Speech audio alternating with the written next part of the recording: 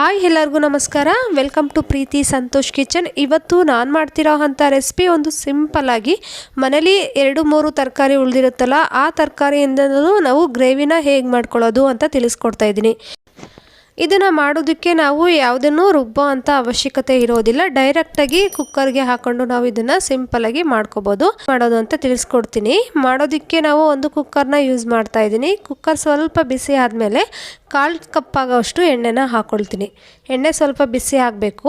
ಎಣ್ಣೆ ಬಿಸಿ ಆದಮೇಲೆ ಎಣ್ಣೆಗೆ ಅರ್ಧ ಟೀ ಸ್ಪೂನ್ ಸಾಸಿವೆನ ಸಿಡಿಸ್ಕೊಳ್ತೀನಿ. ಸಾಸಿವೆ ಎಲ್ಲ ಆದಮೇಲೆ 1/4 ಟೀ ಸ್ಪೂನ್ ಅಷ್ಟು ಜೀರಿಗೆನ ಹಾಕ್ಕೊಂಡು ನಾನು ಸ್ವಲ್ಪ ಫ್ರೈ ಮಾಡ್ಕೊಳ್ತೀನಿ.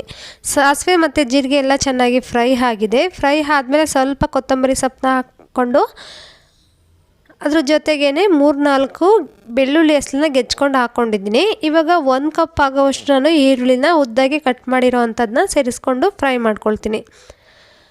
ಸ್ವಲ್ಪ ಅಂದರೆ 1/4 ಟೀ ಸ್ಪೂನ್ ಅಷ್ಟು ನಾನು ಅರಿಶಿನ ಪುಡಿನ ಇಲ್ಲಿ ಸೇರಿಸ್ಕೊಳ್ತೀನಿ. ಅಷ್ಟನ್ನು ಚೆನ್ನಾಗಿ ಸ್ವಲ್ಪ ಫ್ರೈ ಮಾಡ್ಕೋಬೇಕಾಗುತ್ತೆ. ಈರುಳ್ಳಿ ಸ್ವಲ್ಪ ಕೆಂಪಾದಾದಮೇಲೆ ನಾವು ಇಲ್ಲಿ ನೋಡಿ, ನಾನು ಈ ಕಾಳನ್ನ ಯೂಸ್ ಮಾಡ್ತೇನೆ. ಅಂದರೆ ಇದು ಹೆಸ್ರು ಕಾಳು. ಹೆಸ್ರು ಕಾಳು ಹಾಕಿದ್ರಿಂದ ಗ್ರೇವಿ ಥಿಕ್ನೆಸ್ ಬರುತ್ತೆ. ಇಲ್ಲಿ ರುಬ್ಬೋ ಅಂಥ ಅವಶ್ಯಕತೆ ಇರೋದಿಲ್ಲ. ಹಾಗೂ ತರಕಾರಿನ 2 ಚಪ್ರ ಬದನೆಕಾಯಿ, 2 ಪಡವಲಕಾಯಿ ಹಾಗೂ ಸ್ವಲ್ಪ ನಾನು ಕ್ಲಸ್ಟರ್ ಬೀನ್ಸ್ ಅಂದರೆ ಗೋರಿಕಾಯಿನ ಚಿಕ್ಕದಾಗಿ ಈ ಥರ ಕಟ್ ಮಾಡ್ಕೊಂಡಿದ್ದೀನಿ. ಅದನ್ನು ವಾಶ್ ಮಾಡಿಕೊಂಡು ಇಲ್ಲಿಗೆ ಸೇರಿಸ್ಕೊಳ್ತೀನಿ. ನೀವು ಕೂಡ ಮನೆಯಲ್ಲಿ ಯಾವುದಿರುತ್ತೆ ತರಕಾರಿನ ಅದನ್ನೇ ಯೂಸ್ ಮಾಡಿಕೊಂಡು ಈ ಥರ ನೀವು ಗ್ರೇವಿನ ಒಂದು ಚಪಾತಿ ಪೂರಿಗೆ ಮಾಡ್ಕೋಬೋದು. ತುಂಬ ಬೇಗನೆ ಆಗುತ್ತೆ. ಯಾಕೆಂದರೆ ಕುಕ್ಕರ್ನಲ್ಲಿ ಕೂಗಿಸ್ಕೊಳ್ಳೋದ್ರಿಂದ ನಮಗೆ ಸಿಂಪಲಾಗಿ ಒಂದು 10-15 ನಿಮಿಷದಲ್ಲೇ ಈ ಗ್ರೇವಿ ರೆಡಿ ಆಗುತ್ತೆ. ಅಷ್ಟೊಂದು ಚೆನ್ನಾಗಿ ಮಿಕ್ಸ್ ಮಾಡ್ಕೊಳ್ತೀನಿ. ಸ್ವಲ್ಪ ಆಯಿಲ್ನಲ್ಲಿ ಈ ತರಕಾರಿ ಫ್ರೈ ಆಗಿದ್ರೆ ನಮಗೆ ಸಾಕಾಗುತ್ತೆ. ತುಂಬ ಬೇಯಬೇಕು ಅನ್ನೋ ಅವಶ್ಯಕತೆ ಇರೋದಿಲ್ಲ ಈ ಫ್ರೈ ಮಾಡಬೇಕಾದ್ರೆ. ಇದ್ರ ಜೊತೆಗೇ 2 ಟೊಮೊಟೊನ ಕಟ್ ಮಾಡಿಕೊಂಡು ಹಾಕ್ಕೊಳ್ತೀನಿ. ಟೊಮೊಟೊನ ಹಾಕೋದ್ರಿಂದನೂ ನಮಗೆ ಹುಳಿಯಾಗಿ ಗ್ರೇವಿ ತುಂಬಾ ಚೆನ್ನಾಗಿರುತ್ತೆ. ಹಾಗೂ ಡೈರೆಕ್ಟಾಗಿ ನಾನು 3 ಟೇಬಲ್ ಸ್ಪೂನ್ ಆಗೋಷ್ಟು ಸಾಂಬಾರು ಪುಡಿ ಅಂದರೆ ತರಕಾರಿ ಸಾಂಬಾರಿಗೆಲ್ಲ ಹಾಕೊಳ್ತೀವಲ್ಲ, ಅದೇ ಪೌಡರ್ನ ನಾನು ಹಾಕ್ಕೊಳ್ತಾ ಇದ್ದೀನಿ. ಅಷ್ಟನ್ನು ಹಾಕ್ಕೊಂಡು ನಾನು ಇಲ್ಲಿ ಮಿಕ್ಸ್ ಮಾಡ್ಕೊಳ್ತೀನಿ. ಸಾಂಬಾರು ಪುಡಿದು ಸ್ವಲ್ಪ ಹಸಿ ವಾಸನೆ ಹೋಗೋವಷ್ಟು ಫ್ರೈ ಮಾಡಿಕೊಂಡ್ರೆ ನಾವು ಇಲ್ಲಿ ಸಾಕಾಗುತ್ತೆ. ಅಷ್ಟೆಲ್ಲ ಚೆನ್ನಾಗಿ ಮಿಕ್ಸ್ ಮಾಡ್ಕೋಬೇಕು. ಚೆನ್ನಾಗಿ ಮಿಕ್ಸ್ ಆದಮೇಲೆ ಇದಕ್ಕೆ ನಾವು ತರಕಾರಿ ಎಲ್ಲ ಮುಳುಗೋವಷ್ಟು ನೀರನ್ನ ಸೇರಿಸ್ಕೊಳ್ತೀನಿ. ಗ್ರೇವಿ ಆಗಿರೋದ್ರಿಂದ ನೀವು ಜಾಸ್ತಿ ನೀರನ್ನ ಹಾಕೊಳ್ಳೋ ಅಂಥ ಅವಶ್ಯಕತೆ ಇಲ್ಲ. ಜಸ್ಟ್ ತರಕಾರಿ ಬೇಯೋವಷ್ಟು ನೀರನ್ನ ಸೇರಿಸ್ಕೊಂಡ್ರೆ ಇಲ್ಲಿ ಸಾಕಾಗುತ್ತೆ. ನಂತರ ರುಚಿಗೆ ತಕ್ಕಷ್ಟು ಉಪ್ಪನ್ನು ಸೇರಿಸ್ಕೊಳ್ತೀನಿ. ಅಷ್ಟನ್ನು ಚೆನ್ನಾಗಿ ಮಿಕ್ಸ್ ಮಾಡ್ಕೊಳ್ತೀನಿ. ನಾನು ಇಲ್ಲಿ ಕಲ್ಲುಪ್ಪನ್ನ ಯೂಸ್ ಮಾಡಿದ್ದೀನಿ. ನೀವು ಬೇಕಾದರೆ ಪುಡಿ ಉಪ್ಪನ್ನ ಸೇರಿಸ್ಕೋಬೋದು. ಹಾಗೂ ಸ್ವಲ್ಪ ಕೊತ್ತಂಬರಿ ಸೊಪ್ಪನ್ನ ಹೆಚ್ಕೊಂಡಿರೋ ಅಂಥದ್ದನ್ನ ಸೇರಿಸ್ಕೊಳ್ತೀನಿ.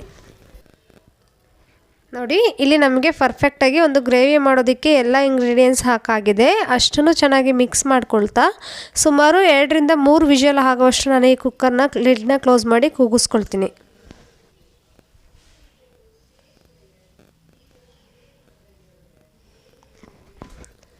ಹೆಸರು ಕಾಳೆಲ್ಲ ಚೆನ್ನಾಗಿ ಬೆಂದು ತರಕಾರಿ ಎಲ್ಲ ಸ್ಮ್ಯಾಶ್ ಆಗೋವಷ್ಟು ನಾವು ಇದನ್ನು ಕೂಗಿಸ್ಕೋಬೇಕಾಗುತ್ತೆ. ಹಂಗಾಗಿ 2-3 ವಿಷಲ್ ನಮಗೆ ಬೇಕಾಗುತ್ತೆ.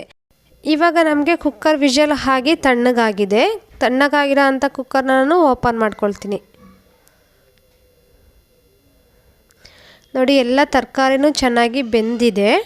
ನಮಗೆ ಇಲ್ಲಿ ಯಾವುದೇ ಏನೂ ಹಾಕೋ ಅಂಥ ಅವಶ್ಯಕತೆ ಇಲ್ಲ. ನೀಟಾಗಿ ಎಲ್ಲ ಸ್ಮ್ಯಾಶ್ ಆಗೋವಷ್ಟು ಗ್ರೇವಿ ಆಗಿದೆ. ನೋಡಿ ಎಷ್ಟು ಚೆನ್ನಾಗಿ ನೀಟಾಗಿ ಒಂದು ಕನ್ಸಿಸ್ಟೆನ್ಸಿ ಎಲ್ಲ ಕರೆಕ್ಟಾಗಿ ಪರ್ಫೆಕ್ಟಾಗಿ ಆಗಿದೆ. ಯಾವುದೇ ತೆಳುವಾಗಲಿ ಗಟ್ಟಿಯಾಗಲಿ ಆಗಿಲ್ಲ.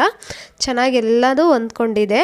ಅಷ್ಟು ಹೊಂದ್ಕೊಂಡಿರೋ ಅಂಥದ್ದನ್ನ ಮಿಕ್ಸ್ ಮಾಡ್ಕೊಳ್ತೀನಿ. ನೀಟಾಗಿ ಮಿಕ್ಸ್ ಮಾಡ್ಕೊಂಡಾದ್ಮೇಲೆ ಈ ತರಕಾರಿ ಗ್ರೇವಿನ ನಾನು ಒಂದು ಬೌಲ್ಗೆ ಸರ್ವ್ ಮಾಡ್ಕೊಳ್ತೀನಿ. ತುಂಬ ಬೇಗನೆ ಆಗುತ್ತೆ ಈ ರೆಸಿಪಿ. ನೀವು ಖಂಡಿತ ಇದನ್ನು ಮನೇಲಿ ಟ್ರೈ ಮಾಡಿ. ಸಿಂಪಲ್ಲಾಗಿ ಒಂದು ಚಪಾತಿಗಾಗಲಿ, ಅಕ್ಕಿ ರೊಟ್ಟಿಗೆ, ದೋಸೆಗೆ, ಇಡ್ಲಿಗೆ ಎಲ್ಲದಕ್ಕೂ ಕಾಂಬಿನೇಷನ್ ಆಗೋ ಅಂಥ ರೆಸಿಪಿ ಇದು. ನೀವು ಬೇಕಾದರೆ ಇದನ್ನು ಅನ್ನಕ್ಕೂ ಸಹ ಕಾಂಬಿನೇಷನ್ ಆಗಿ ಮಾಡ್ಕೋಬೋದು. ತುಂಬಾ ಚೆನ್ನಾಗಿರುತ್ತೆ. ಇದೇ ರೀತಿ ಸಿಂಪಲ್ ಹಾಗೂ ಟೇಸ್ಟಿ ರೆಸಿಪಿಗಾಗಿ ನೀವು ನಮ್ಮ ಚಾನಲ್ನ ಸಬ್ಸ್ಕ್ರೈಬ್ ಆಗಿ ಹಾಗೂ ನಮಗೆ ಸಪೋರ್ಟ್ ಮಾಡಿ. Thank you for